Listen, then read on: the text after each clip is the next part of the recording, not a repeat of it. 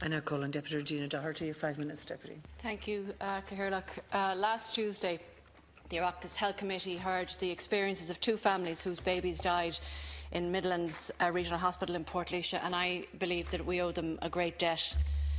They described how they courageously fought against a system for many years that was supposed to support them, to care about them and their experiences, and to learn by those experiences to ensure that no other family would go through what they went through.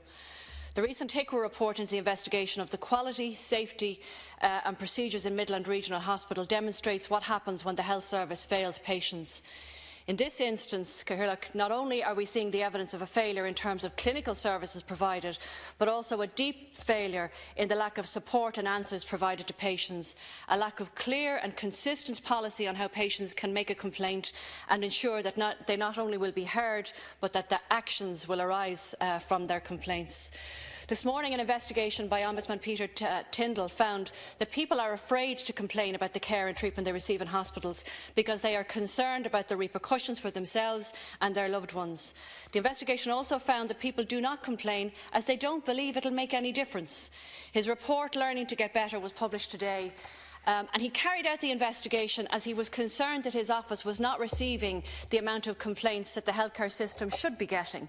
And his recommendations that he made this morning are very, very similar to the recommendations that were made by HIQA a number of weeks ago, arising from their investigations into Portlaoise. This present moment, I believe, holds the possibility of real change in our health service, and with it, the safety and quality that will restore the trust of the Irish people. And yes, the recommendation by HIQA to establish an independent safety advocacy service is a starting point. This agency must first be truly independent of the HSE and must have a direct reporting relationship to the Minister for Health. It is essential that this agency is set up in an honest, inclusive and transparent way so that trust can be restored for patients and the public, because failure to do so will cause irreparable damage.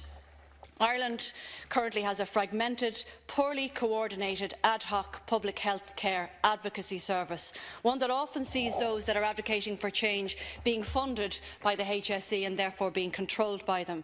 The practice cannot continue. Advocacy must be funded differently if we are to ensure that patients have an accessible and equitable advocacy service.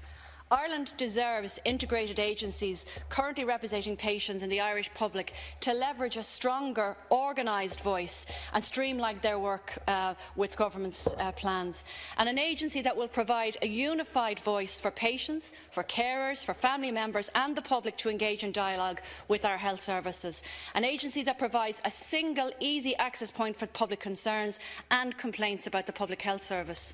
An agency that will ensure transparency, that will restore public trust and educate our stakeholders to achieve safe, high-quality health care for everybody in Ireland. And I believe feedback is the best way if you're doing things well. However, in Ireland, we see feedback and complaints specifically as a negative for some reason, and we don't see the value of learning by them that we can achieve, the way that learning from an adverse event can prevent another tragedy happening. The last independent patient survey of experiences that the Irish Health Services did highlighted that nearly 4 in 10 patients did not feel encouraged to voice their opinion about the services they received, and over 6 in 10 were unaware of even how to complain.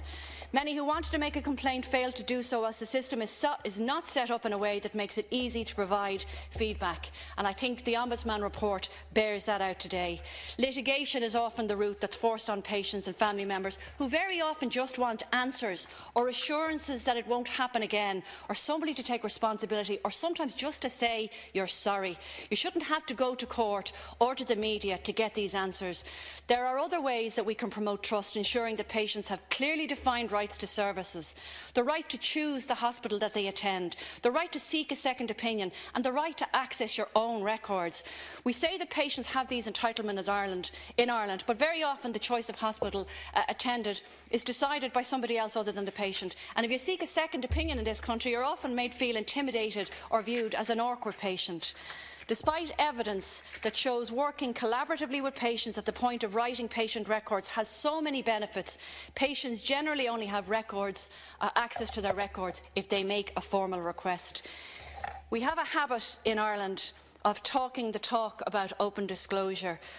About talking the talk in Ireland, but open disclosure is an example of where we don't walk the walk. Count Carla, I'll finish by saying the many HIQA reports to date are a clear indication to me that the HSE is not functioning for the benefit of patients or indeed its staff. It's time for the silos to come down, for egos to be left at home, and time to put the patients truly at the centre of care and not just pay them lip service.